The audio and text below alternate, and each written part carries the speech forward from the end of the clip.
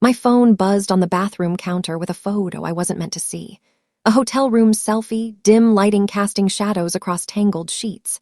My fiancé's hand rested on my sister's waist, both of them smiling like they'd won something. The caption read, "Worth it." I stared at the screen until my vision turned grainy, until the edges of the image blurred into something unreal. My toothbrush fell from my hand, clattering against the tile with a sound that seemed impossibly loud.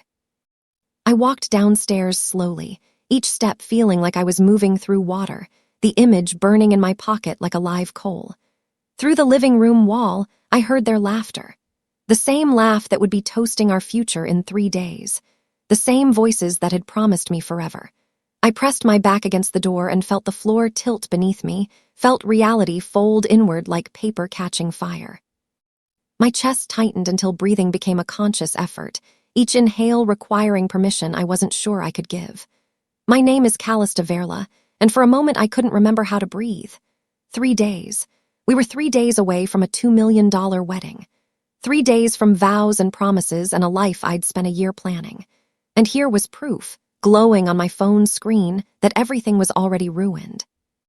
I knocked once on the living room door, then again, each rap of my knuckles feeling weak and desperate. My voice, when I found it, sounded like someone else's. "Can I talk to you both?" My sister appeared first, her eyes perfectly lined with mascara, her smile practiced and easy. She wore the same perfume she always did, gardenias mixed with something expensive. Now it just smelled like lies. "What's wrong?" she asked, tilting her head with concern that looked theatrical under the hallway lights. I held up my phone, the photo still glowing. Someone sent me this." Her eyes widened, but not with surprise, with calculation. "What picture?" she said, her voice smooth as silk. My fiancé came to the door, his face arranging itself into shock. "Callista, where did you get that? That's not what it looks like." But it was exactly what it looked like. 2 people who'd betrayed me, standing in my living room, their denials lubricated with a calm that made my skin crawl. They spoke over each other, their explanations tumbling out in rehearsed fragments. Old photo, misunderstanding, someone trying to cause problems. Their words formed a wall between us, each excuse another brick. I stood there holding my phone, the evidence literally in my hands, while they rewrote reality with the confidence of people who'd never been held accountable for anything. I left without saying another word, the photo still burning on my screen, the smell of gardenias following me down the hall. At noon the next day, my phone rang. The venue coordinator's voice was professionally sympathetic but firm. "Miss Verla, we need to speak about the deposit. There's been a cancellation request." My hand tightened around the phone. "What cancellation request?" "Your fiancé called this morning. He said the wedding was being postponed indefinitely. We're very sorry, but given the timeline, we'll need to discuss the financial implications." I stood in my bathrobe in the middle of my apartment, feeling like I was watching my life from outside my body. $2 million in arrangements, evaporating like smoke. The venue, the flowers, the 7-course dinner, the imported champagne, the designer dress hanging in my closet like a ghost. All of it canceled with a single phone call. A call he'd made without telling me. 2 hours later, the email arrived with the formal cancellation notice and a breakdown of non-refundable deposits. The numbers blurred on my screen as I scrolled through vendor after vendor. Florist, $75,000. Band, $40,000. Photographer, $35,000. Catering, $200,000. Each line item represented a dream, a plan, a piece of the future we'd spent months building. All of it gone. I looked at the calendar on my wall, marked in careful ink with countdowns and reminders. 3 days from now, I was supposed to become someone's wife.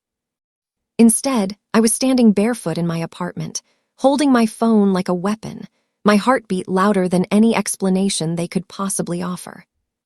They said the word sorry like a performance for relatives. My mother paced the living room, her hands twisting a tissue into shreds, her face carefully arranged into an expression of appropriate distress.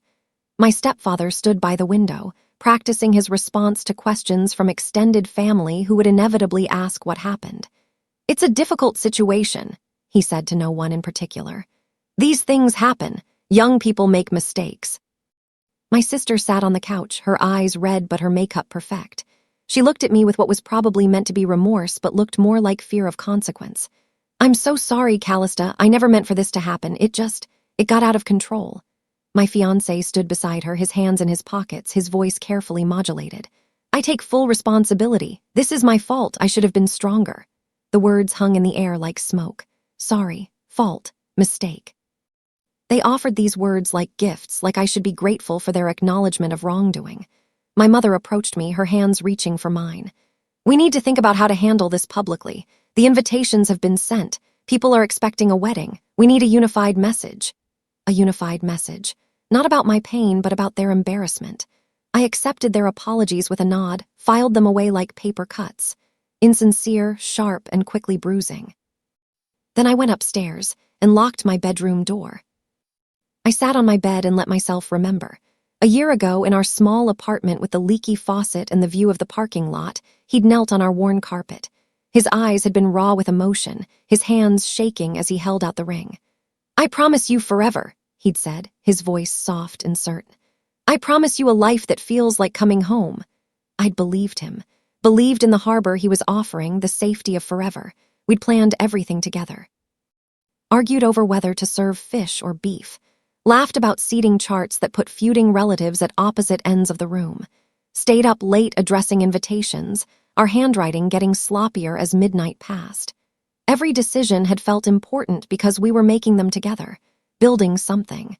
Now forever looked like a word stitched into cheap fabric. The memory made the present ache in a way I hadn't expected. Not just the betrayal, but the loss of who I'd been when I believed in that promise. The woman who'd said yes to forever had been naive enough to trust that people meant what they said. That sister meant loyalty. That fiancé meant faithful. That family meant protection. I'd been so wrong about everything. The memory of that proposal, once my favorite story to tell, now felt like evidence of my own stupidity. I pressed my face into my pillow and let myself cry for the last time that week. I packed a small overnight bag while my mother slept. I needed space, I told myself, time to think, but I also needed documents. I moved quietly through the house, gathering papers that mattered. Our vendor contracts, carefully filed in the home office. Email correspondence about the wedding arrangements. The engagement agreement we'd signed outlining financial responsibilities. Copies of deposit receipts and payment schedules. I photographed everything with my phone, then replaced the originals exactly where I'd found them. No one would know I'd been through these files. No one would suspect that while I was supposedly grieving and processing, I was actually preparing. The documents told a story beyond heartbreak. They showed who'd paid for what, which accounts had been used, how money had moved between families and vendors. I didn't know yet what I'd do with this information, but I knew it mattered. Knowledge was power, and I'd spent too long being powerless. I left a note on the kitchen counter. Need time alone. Don't contact me unless it's emergency. We'll call when ready. Then I drove to Mara's apartment across town, my bag full of clothes and evidence, my mind already beginning to shift from victim to strategist. Whoever had planned a life with me had handed me back my own papers. Now those papers were ammunition. Mara made coffee while I opened my laptop and began scrolling through old messages. I went back months looking for patterns I'd missed in real time. And there it was in a group chat from 4 months ago. My sister had posted a photo of her outfit for an event, captioned, "Stealing the show tonight." My fiancé had replied with a laughing emoji and a heart. At the time, I'd thought nothing of it, sibling affection, friendly banter. But now, looking at it with new eyes, I saw something else. The beginning of something that had been hidden in plain sight. I kept scrolling, more exchanges, inside jokes I wasn't part of, late-night messages in threads I rarely checked, a pattern of communication that excluded me while appearing innocent. In one text, she'd sent him a photo of a dress asking his opinion. "Callista would hate this," she'd written, "but I think it's perfect." His response, "You'd look amazing in anything." The casual intimacy of it made my stomach turn. I screenshot everything. Every flirtatious exchange, every excluded conversation, every tiny hint that should have been a warning. I created a private email account using a name they wouldn't recognize and sent everything there. Evidence begins where embarrassment ends, I thought, and I was done being embarrassed. I was ready to be methodical. Mara sat across from me at a coffee shop 3 blocks from her apartment, her hands wrapped around a mug that said "Hustle Harder." I showed her my phone, scrolling through the screenshots I'd collected. She didn't flinch. didn't gasp or cry or react with the dramatic sympathy most people would offer. She just studied each image carefully, her expression thoughtful. "You don't have to confront them yet," she said finally, sliding the phone back across the table. "What you have to do is protect yourself." Her calm made me feel less hollow. Most people would have pushed me to make a scene, to demand explanations, to show everyone the proof of betrayal. But Mara understood something deeper. Confrontation without strategy was just noise. Protection required planning. "What does protection look like?" I asked. "Documentation, legal advice, distance. You need to separate your finances, secure your own accounts, and make sure you're not financially tied to whatever fallout is coming." She pulled out a notepad and started making a list. "First, get a lawyer who specializes in contract law. Those vendor agreements you showed me, they're enforceable. Second, document everything they say from now on. Record conversations if you can. Third, stop giving them information about your plans." I realized then that not everyone needed my drama. Some people simply needed me safe, and Mara was giving me permission to prioritize survival over spectacle. That afternoon, I started making calls. Alone in Mara's apartment, I reopened the vendor contracts I'd photographed. I'd skimmed them before, focused only on the romantic details of my wedding. Now I read them like legal documents, which is what they actually were. And there, buried in small print on page 7 of the venue contract, I found something interesting. A clause about non-performance penalties. If either party canceled within 30 days of the event, they were liable for full payment of all booked services. Not deposits, full payment. I pulled up the other contracts. The florist had similar language. So did the caterer, the photographer, and the band. Each contract included penalties for late cancellation, designed to protect vendors who turned away other business to reserve our date. I did the math slowly, checking it twice to make sure I understood correctly. $2 million in total arrangements. If we canceled now with 3 days' notice, we weren't just losing deposits. We were liable for the full amount. Every single vendor could sue for complete payment. And according to the engagement agreement my fiancé and I had signed, we were equally responsible for all wedding expenses, which meant he owed half. And according to the way the contracts were structured, his family's business accounts were listed as backup payment sources. I smiled for the first time that week. Quietly, without celebration, but with the cold satisfaction of someone who'd found exactly the leverage they needed. My phone rang late that evening. My stepfather's name appeared on the screen. I let it ring twice before answering, taking that extra moment to compose myself. "Callista," he said, his voice carrying that particular tone he used when trying to smooth over uncomfortable situations. "Your fiancé called me. He wants to discuss stepping back from the wedding arrangements. Handle things quietly." "Stepping back," I repeated. "That's what he's calling it. He's trying to do the right thing without making this more difficult than it needs to be. We need to think about damage control. The family's reputations, the business connections, the press." I was on speakerphone. I could hear the echo quality of his voice, the slight delay that meant other people were listening. My mother, probably, maybe my sister, maybe even him. "What about my reputation?" I asked. Silence. Then my stepfather cleared his throat. "Of course we're concerned about you. But we need to be strategic. A unified front. A dignified response to unfortunate circumstances." Unfortunate circumstances. Like a betrayal was just bad weather that happened to everyone. "I need to go," I said. "We'll discuss this in person when I'm ready." I hung up before he could respond. Then I forwarded the recording to my private email, along with all the other evidence I'd been collecting. Every conversation, every attempt at damage control, every priority that put reputation before truth. It was all documented now, time-stamped and saved in multiple locations. The emails started arriving within days. First, the florist. "We need to discuss the final payment and the non-refundable imported blooms that have already arrived from Colombia." Then the DJ.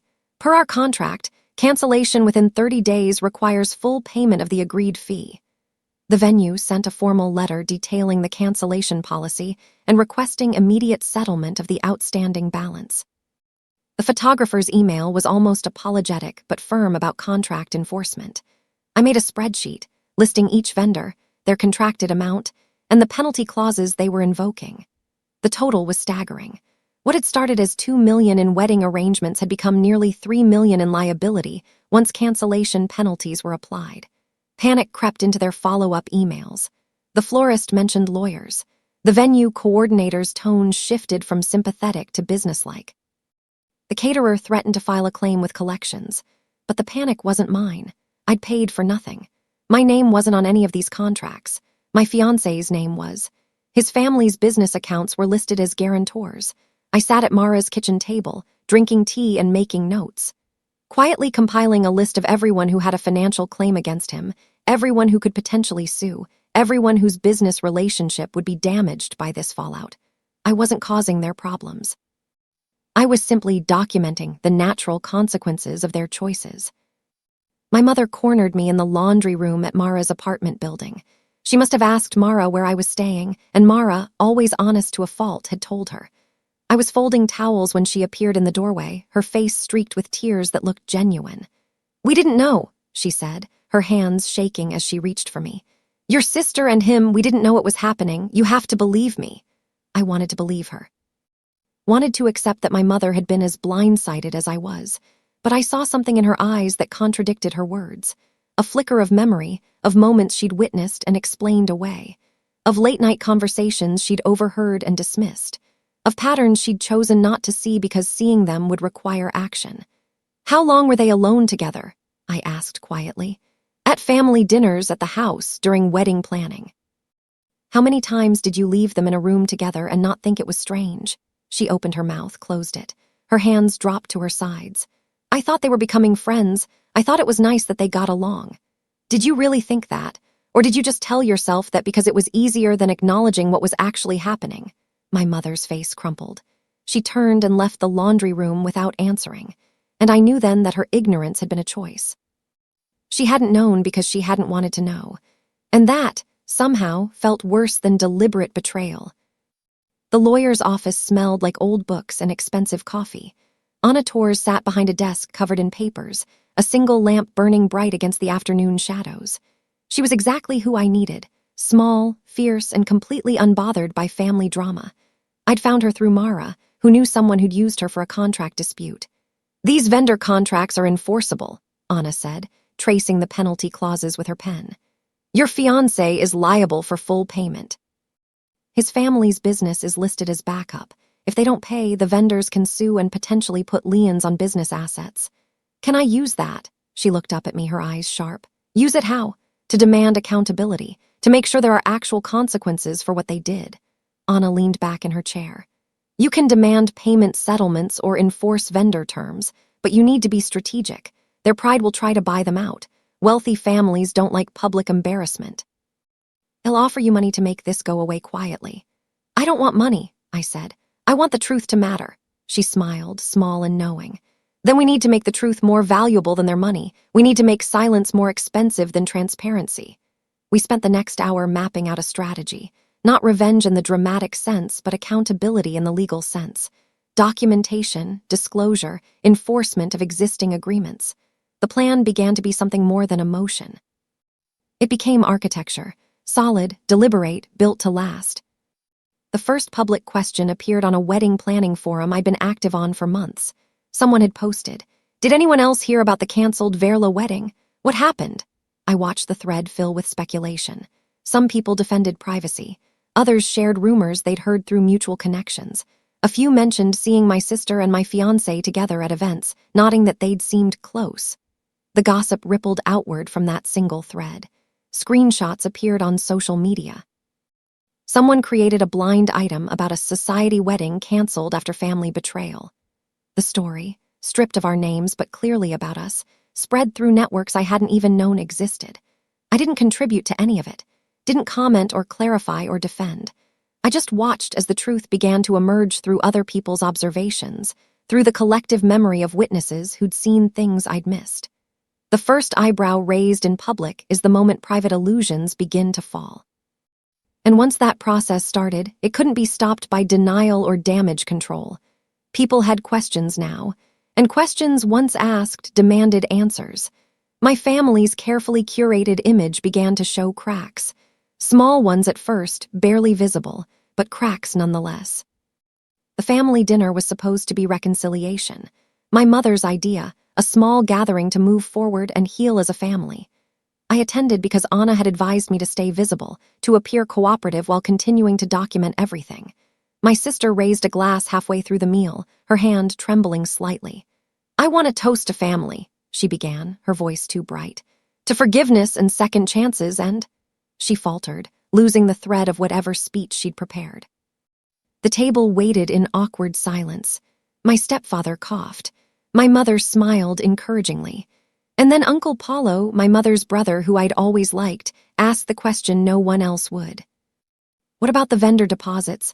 I heard there were some issues with the cancellations." The room chilled instantly. My sister's glass lowered without completing the toast. My fiancé's face went pale. My stepfather's jaw tightened. "That's being handled privately," my mother said quickly.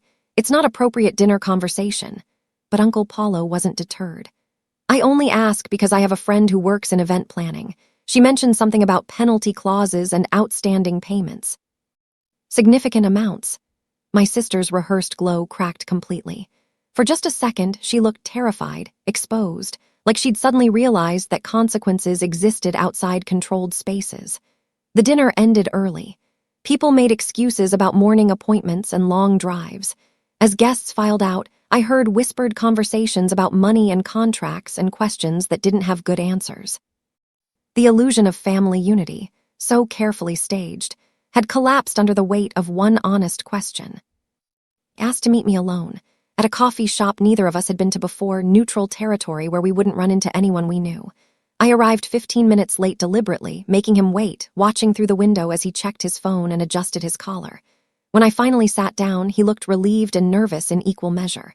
"Thank you for coming," he said. "I wasn't sure you would. I'm here to listen, nothing more." He took a deep breath, organizing his thoughts like he'd practiced this. "What happened with your sister was a mistake. One night, too much wine, terrible judgment. It wasn't a relationship, it wasn't ongoing, it was just a moment of complete stupidity." I studied his face, looking for truth. One night," he confirmed. "I swear to you, Callista, it meant nothing, she meant nothing, it was just what? Weakness, selfishness, I don't have a better explanation." I thought about the text messages I'd found, the months of flirtation, the inside jokes. The pattern of communication that looked nothing like one drunken mistake. "You're lying," I said quietly. His face shifted. "I'm not, I promise you. You've been lying for months, maybe longer, and now you're asking for time like time is something that will make this better.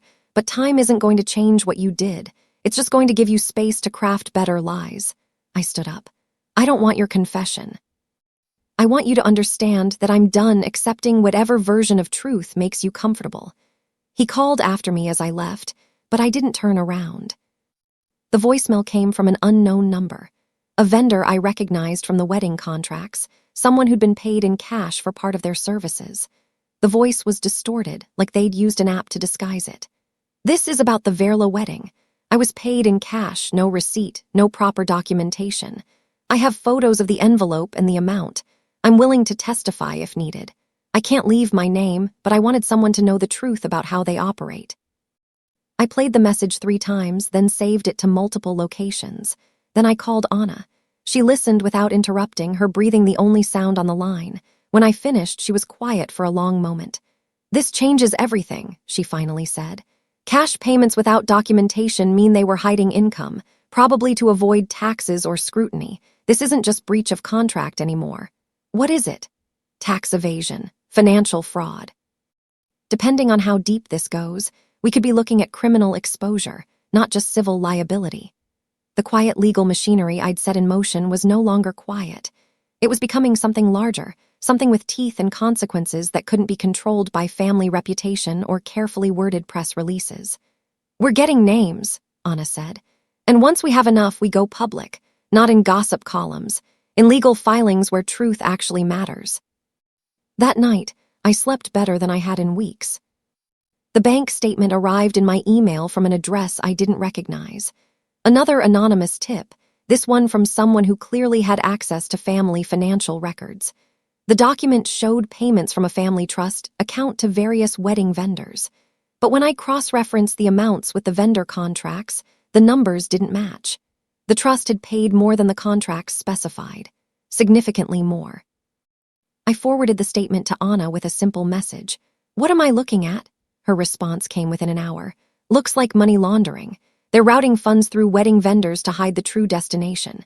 The vendors probably got their contracted amount, but the excess went somewhere else, possibly offshore accounts or to pay debts they didn't want public." The amounts were precise and repeated. The same overpayments to the same vendors on the same schedule. This wasn't accidental. It was systematic. Money had always been my family's language, the way they communicated value and priority and power. Now the ledger spoke against them. I started sending redacted copies to Anna and to Alex Torres, the journalist Mara had connected me with. Not enough to publish yet, but enough to establish a pattern. Enough to show that the canceled wedding was just the visible tip of something much deeper and darker. The evidence was piling up, piece by piece, each document another stone in a foundation of accountability. Alex Torres called me from a blocked number, his voice careful and precise. He was a journalist who specialized in financial crimes, the kind of stories that required months of research and sources who trusted him not to burn them. Mara had vouched for him, which was the only reason I'd agreed to talk. "I've been looking into the documents you sent," he said. "There's a story here, a significant one, but I need to be careful about how I tell it." "What does careful mean?" "It means I don't name names until everything is airtight. It means I verify every source, every document, every claim. It means I wait until the truth is so clear that no lawyer can threaten it away." He paused. "Public pressure can do what threats can't. Once this runs, everything changes. Your family's business relationships, their social standing, their ability to control the narrative, all of it shifts." I understood what he wasn't saying directly. Once the article published, there would be no going back. No reconciliation, no family dinners, no pretense of normal relationships. "How long until you can publish?" 2 months, maybe 3. "I need to build a fortress of facts, but when it's ready, it'll be undeniable." I thanked him and hung up, feeling the weight of what I'd set in motion. This wasn't revenge in the angry, impulsive sense. It was truth in the patient, inexorable sense. And truth, I was learning, was far more powerful than rage. The society column ran on a Wednesday morning. I saw it while drinking coffee at Mara's kitchen table, my phone propped against a sugar bowl. The headline was carefully worded. "Questions surface about prominent families' recent financial activities." The article didn't name my family directly, but the description was unmistakable. A high-profile canceled wedding, significant vendor disputes, unusual financial patterns involving a local business trust. The columnist, someone who'd covered society events for decades, wrote with the particular skill of someone who knew exactly what they were implying without saying it outright. When families of means encounter difficulty, the community watches closely. Questions about financial irregularities, particularly those involving charitable trusts and public events, carry implications beyond private matters. By noon, the article had been shared across social media. Comment sections filled with speculation. Someone connected the dots and named my family explicitly. Someone else shared a screenshot of the wedding planning forum where my canceled event had first been discussed. The glasses at galas clinked differently that week. People who'd always greeted my parents warmly now offered polite but distant nods. Invitations to exclusive events suddenly came with regrets and schedule conflicts. My sister scrolled through comments on her phone, her face growing paler with each refresh. Someone had started connecting dots, and once that process began, it couldn't be stopped. The carefully maintained image of family respectability was cracking in public, and everyone could see it happening in real time. I asked them to meet me at a restaurant none of us had been to before. Neutral ground, public space, witnesses everywhere. They arrived together, my mother, my stepfather, my sister, and my ex-fiancé. All of them wearing their best armor, their faces arranged in expressions meant to convey strength and unity. I waited until everyone had ordered drinks before I laid out the documents. Printed copies of text messages, bank statements, vendor confirmations, the hotel photo. I pushed them across the table one by one, methodical and calm. "This is what I have," I said. "This is what I know, and this is what other people are starting to know too." My stepfather glanced at the papers and pushed them back. "What do you want?" "A clean break. Compensation for the canceled wedding arrangements as specified in the vendor contracts. A public apology, not for me but for the record. and transparency with your business investors about where money has actually been going. That's extortion, he said flatly. That's accountability, I corrected. You made choices. I'm asking you to face the consequences of those choices instead of hiding behind reputation management and damage control. My sister's hands shook. You're trying to destroy us. I'm trying to make you tell the truth. There's a difference. My mother reached for my hand. I pulled away. This is cruel, Callista. We're family. Family, I repeated. Is that what we are? Because family doesn't betray each other and then demand forgiveness without change. Family doesn't hide financial crimes and call it privacy. I stood up, gathering the copies I'd made. You have 1 week to decide. Either you face this honestly, or I release everything I have to Alex Torres and let him tell the story instead. I walked out, leaving them sitting in silence. The first domino fell 3 days later. An insurance company flagged a claim mismatch. Someone had filed for reimbursement on a wedding expense that hadn't actually been paid, trying to recoup money from a canceled policy. The insurer flagged it as potential fraud and opened an investigation. Then a vendor who hadn't been paid demanded full reimbursement through legal channels. The florist filed a formal complaint with the small claims court. The photographer's lawyer sent a demand letter. The caterer threatened a lien against business property. The family accountant, a man who'd worked for my stepfather for 15 years, resigned unexpectedly. His resignation letter, which somehow found its way to me through mutual connections, was brief and professional but damning in its implications. I can no longer in good conscience manage accounts that lack proper documentation and transparency. Small fractures widened into canyons. Their carefully curated social calendar started showing blank spaces where events used to be. Fundraisers found new hosts. Charity boards requested resignations. Business partners asked for audits. I watched it happen from a distance, feeling something complicated. Not joy exactly, not satisfaction in the cruel sense, but a kind of cold resolve that said, this is what happens. This is what accountability looks like. I slept poorly but with a new kind of purpose. This wasn't maliciousness.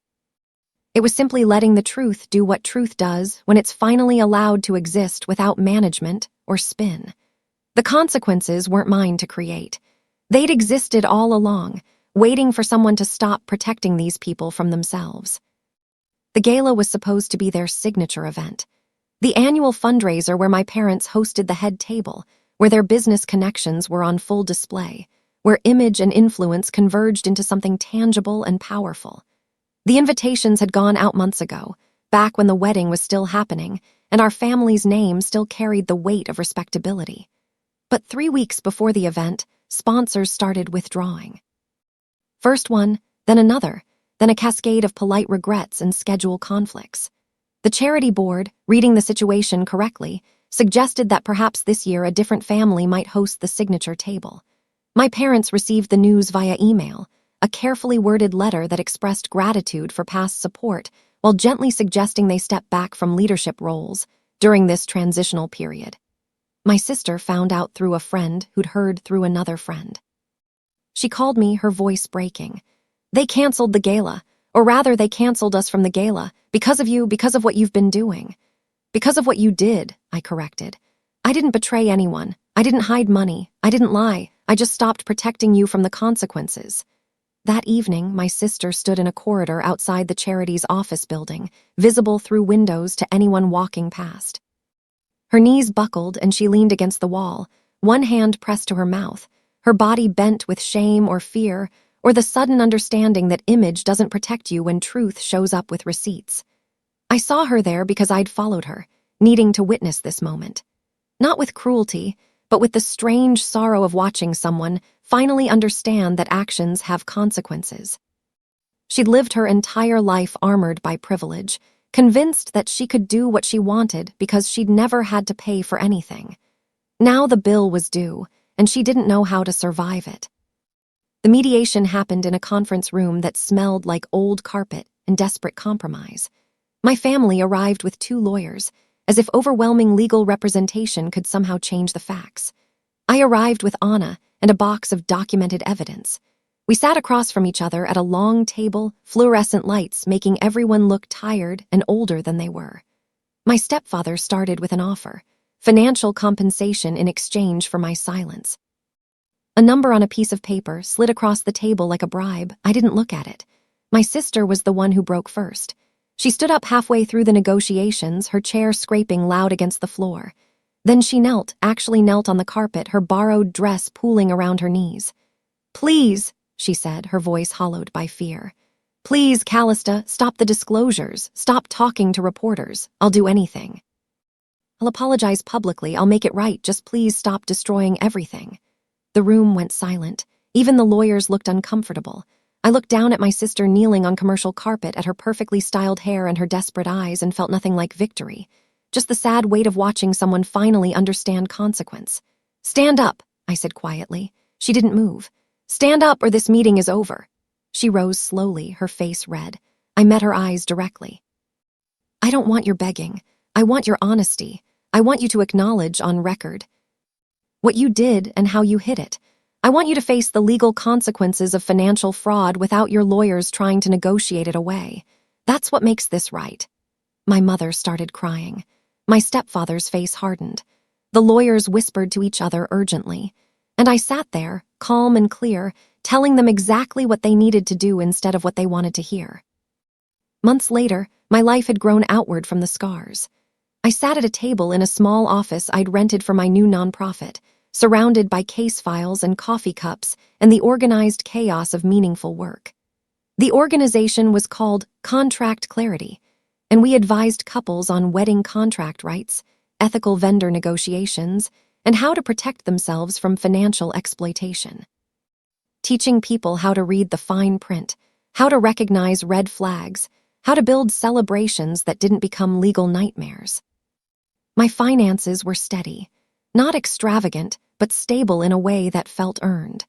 I'd received compensation from the settled vendor disputes, money that had been rightfully owed according to contracts my ex-fiancé had signed. I'd used part of it to start the nonprofit, part to pay Anna's legal fees, and the rest to build a life that belonged entirely to me.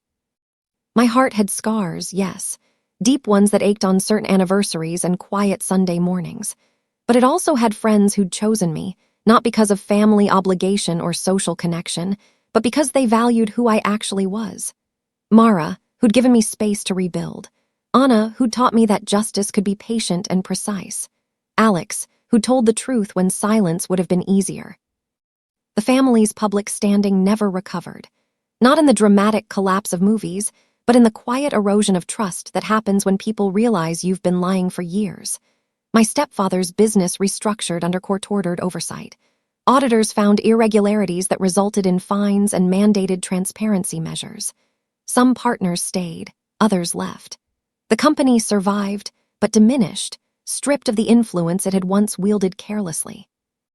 My mother and stepfather divorced quietly. She moved to a smaller house and started working again, something she hadn't done in years. We spoke occasionally, carefully, both of us learning how to have a relationship built on honesty instead of image management. My sister worked a real job now, not the pretend positions she'd held before, where titles were gifts and responsibilities were optional. A real job with real hours and a boss who didn't care about her last name. She'd appeared before a committee investigating the financial irregularities, answering questions under oath, her privilege stripped away until only truth remained. She'd apologized again, this time without theater, without kneeling or begging or trying to manipulate my emotions. Just a simple, honest acknowledgement. "I hurt you. I betrayed you. I took advantage of your trust because I'd never had to face consequences before. I'm sorry. I understand if you never forgive me." I hadn't forgiven her. Not yet. Maybe not ever. But I'd stopped needing her to suffer for my peace. Her consequences were her own to carry, and I'd finally learned that I didn't have to carry them for her. My ex-fiancé had moved to another city. I'd heard through mutual connections that he was working in his father's business, trying to rebuild a reputation that would probably never fully recover. We'd never spoken again after that coffee shop meeting. There was nothing left to say that mattered.